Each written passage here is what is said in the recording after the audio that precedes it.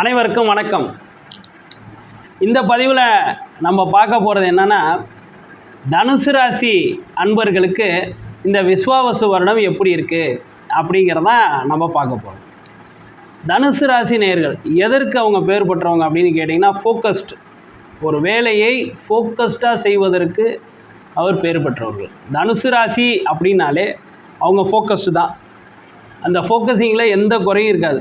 அவங்க உண்டு, அவங்க வேலை உண்டு அப்படின்னு சொல்லிட்டு ஃபோக்கஸ்டாக போயிட்டே இருப்பாங்க.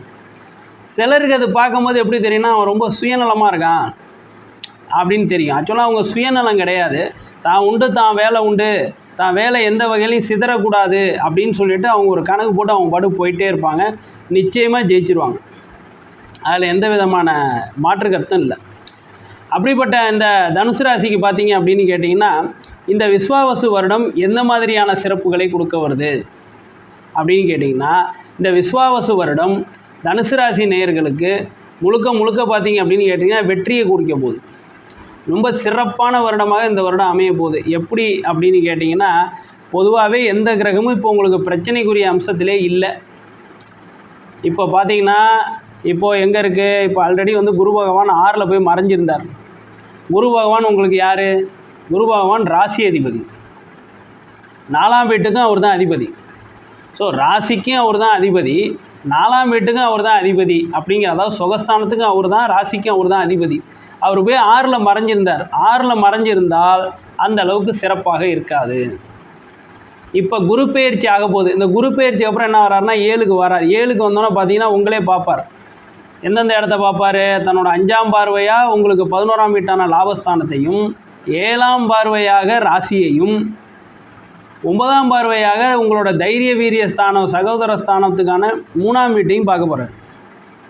அப்போ இவர் பார்க்க போகிற வீடு எல்லாமே உங்களுக்கு என்னன்னு கேட்டிங்கன்னா, வெற்றியை தரப்போகிற வீடாக பார்க்குறார். உங்களை குரு பார்வை இருக்கிறது. உங்களுக்கு குரு பார்வை ஒரு ராசிக்காரர்களுக்கு இருக்கும்போது அவர்களை யாராலையும் தோக்கடிக்க முடியாது. கன்ஃபார்ம் வெற்றி எந்த லெவலுங்கிறது அவங்களோட உழைப்பை பொறுத்தது.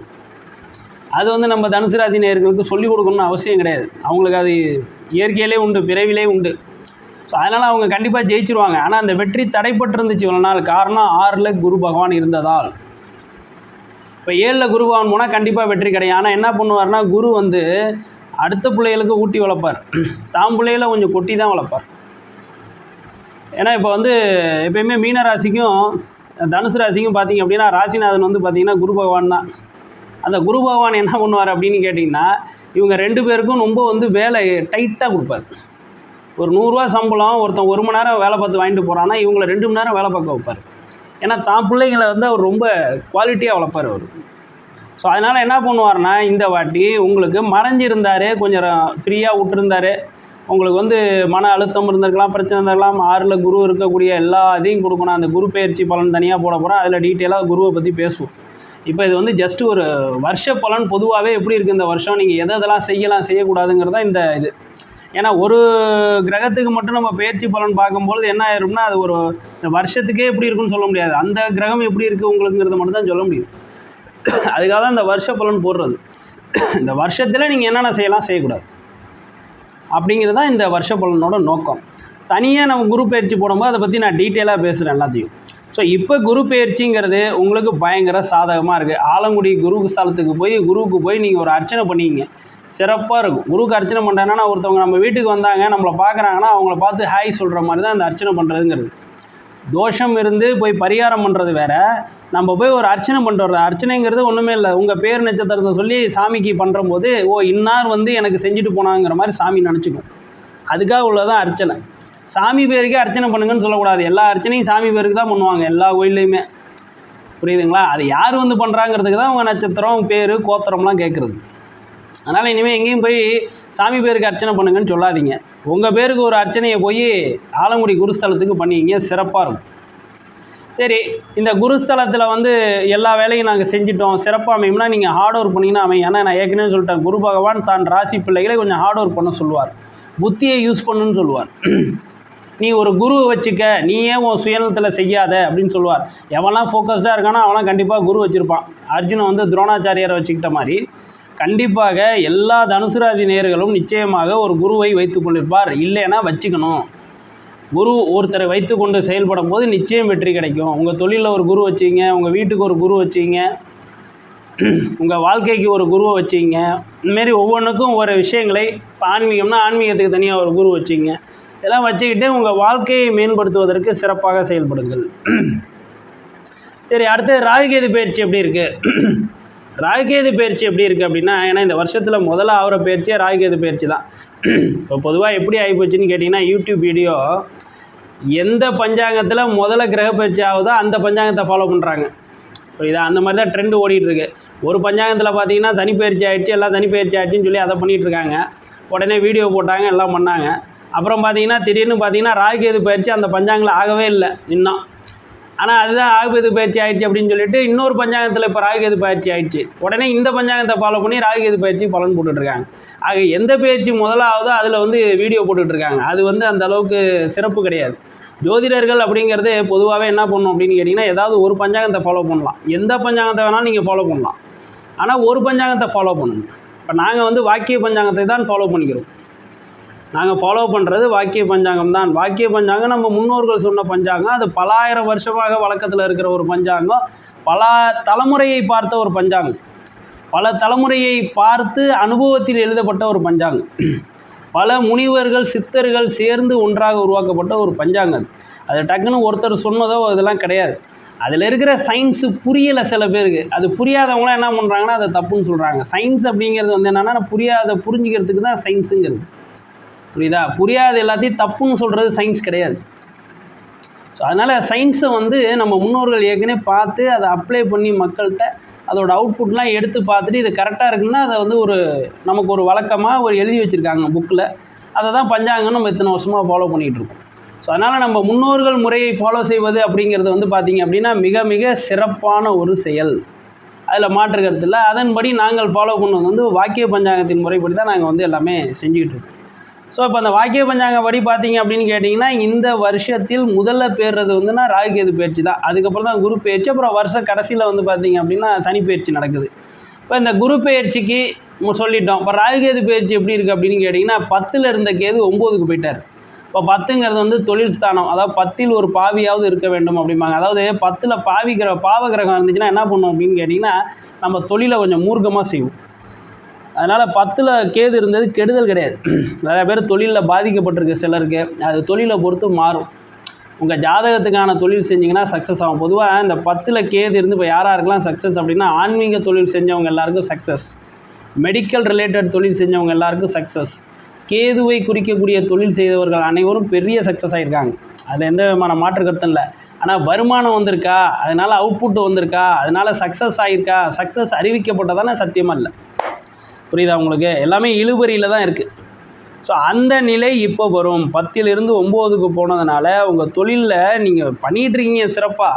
ஆனால் அதில் ஒன்றும் வருமானம் இல்லை சார், அதில் ஒன்றும் எனக்கு அந்த பேர் புகழெலாம் எனக்கு பெருசாக கிடைக்காது. செய்கிறேன் ஏதோ வந்துகிட்டு இருக்குது சார், ஆனால் எனக்கு அந்த நான் நினைக்கிற ரிசல்ட் வரல சாருங்கிறதெல்லாம் இப்போ வரும்.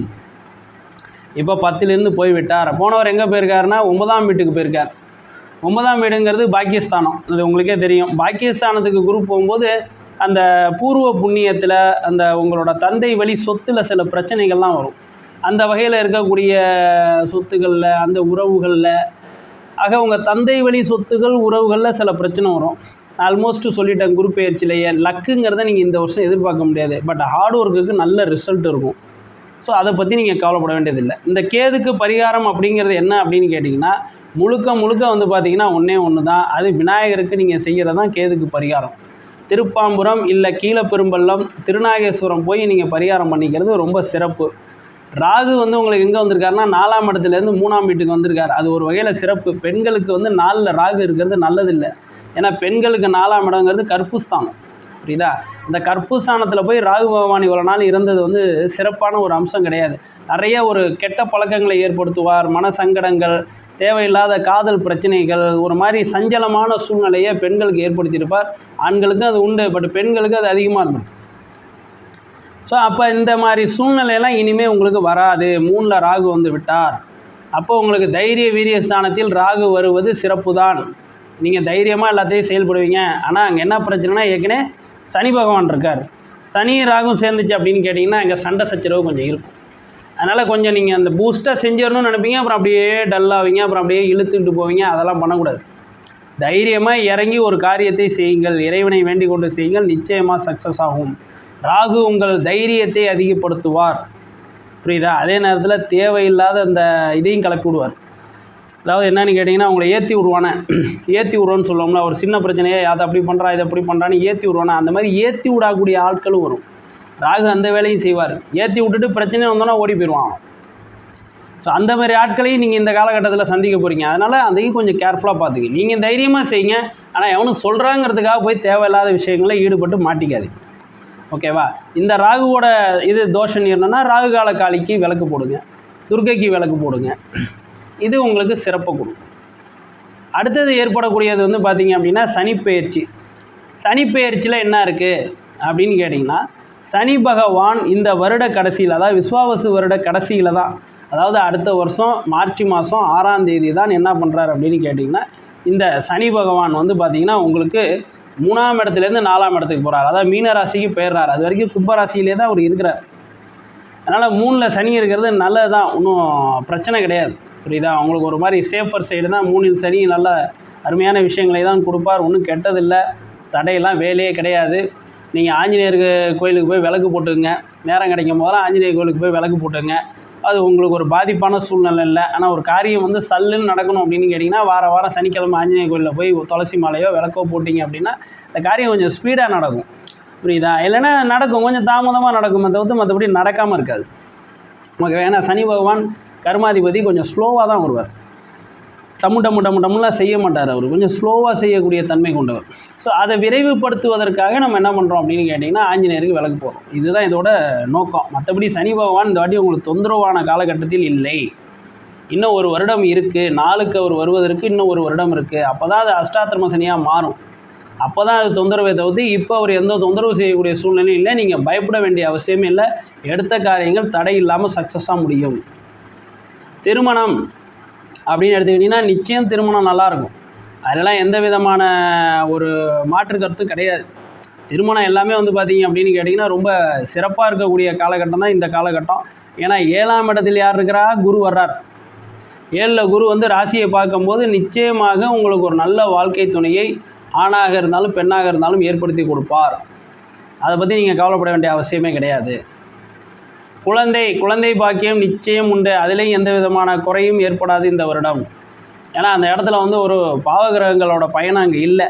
உங்களுக்கு 5ஆம் இடமான உங்களுக்கு மேசத்தில் வந்து பார்த்திங்கன்னா பாவகிரகங்கள் எதுவுமே இப்போ பயணம் இல்லை. சனி பகவான் அங்கே போல், ராகுகேது அங்கே போல், இப்போ எல்லாம் புண்ணிய கிரகங்கள் தான் பாஸ் ஆகி போயிட்டுருக்கு, புரியுதா? அதனால் ஒன்றும் பெரிய பாதிப்பான சூழ்நிலைகள் இல்லை. அதனால் குழந்தை பெற்றுக்கொள்ளணும்னு நினைக்கிறவங்களுக்கும் குழந்தை பெற்றுக்கலாம், எல்லாம் சிறப்பாக இருக்கும், அதில் எந்த குறையும் இருக்காது. திருமணம் நடக்கிறவங்களும் திருமணம் நடக்கும், எந்த குறையும் இருக்காது. பிஸ்னஸில் இன்வெஸ்ட் பண்ணுமா, தாராளமாக இன்வெஸ்ட் பண்ணுங்கள், நிச்சயமாக சக்ஸஸ் வரும், அதில் எந்த பிரச்சனையும் இருக்காது. அதுவும் அருமையாக தான் இருக்கிறது.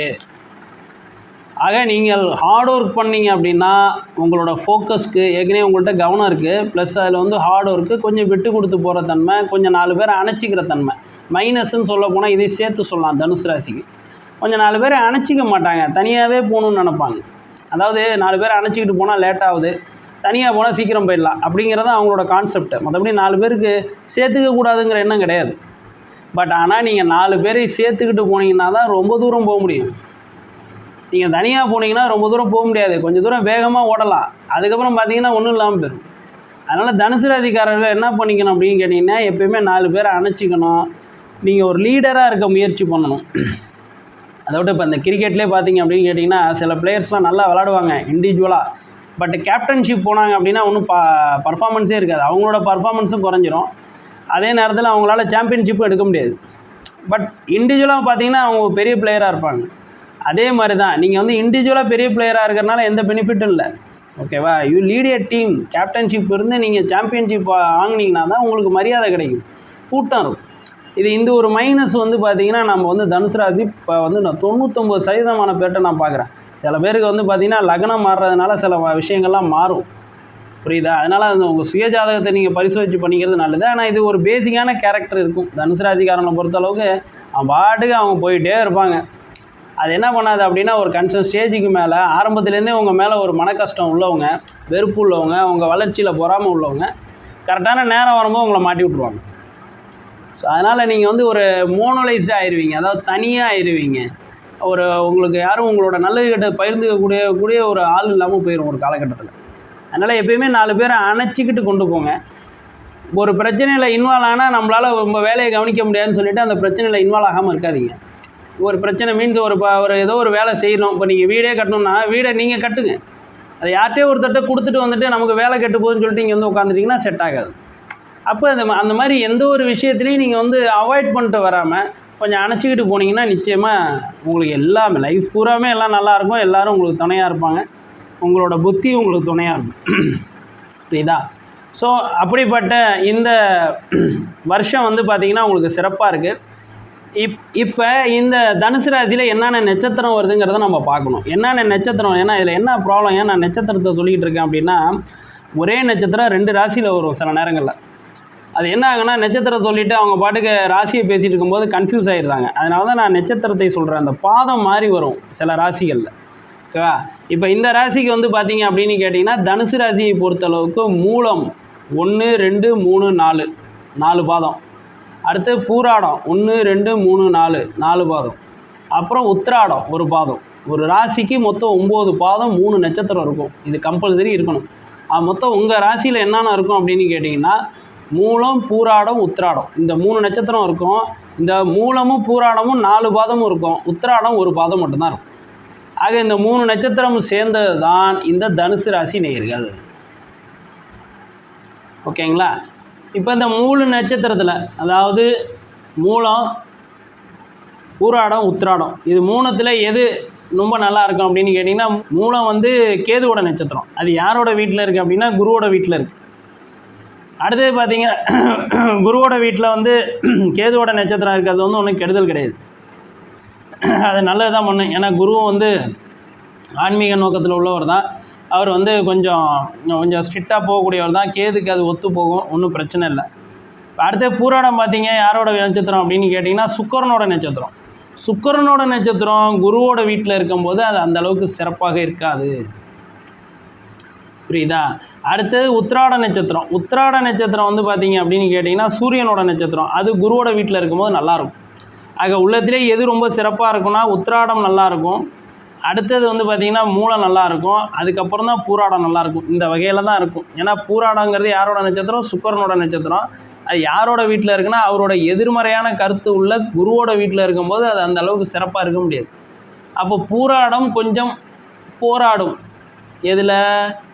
இந்த தனுசு ராசியில் வந்து பூராட நட்சத்திரம் கொஞ்சம் போராடும்னா அது ஒரு டைலாக் மாதிரி வந்துருச்சு. டைலாக் கிடையாது, அது ஒரு சினிமா பட வார்த்தைகள் மாதிரி வந்துச்சு. போராடம்னா எகுனை முகன மாதிரி, அதெல்லாம் கிடையாது. பூராட நட்சத்திரக்காரர்கள் கொஞ்சம் போராடினார்கள் அப்படின்னா ரொம்ப உச்சத்தை பெறுவார்கள். அதில் எந்த விதமான மாற்ற கருத்தும் கிடையாது. பூராட நட்சத்திரம் கடைசி வரைக்கும் போராடிட்டே இருக்குன்னா கிடையவே கிடையாது. பூராடம் எப்படி சொல்கிறது, சாமுராய் மாதிரி கொஞ்சம் போராடினாங்க அப்படின்னா எங்கேயோ வந்துடுவாங்க. அப்போ இந்த நட்சத்திரத்தில் உள்ளவர்கள் எல்லாமே இந்த வருஷம் சிறப்பாக அருமையாக இருக்குது. எதை பற்றியும் கவலைப்படாமல் துணிஞ்சு தைரியமாக செய்யுங்க. இறைவனை வழிபடுங்கள்.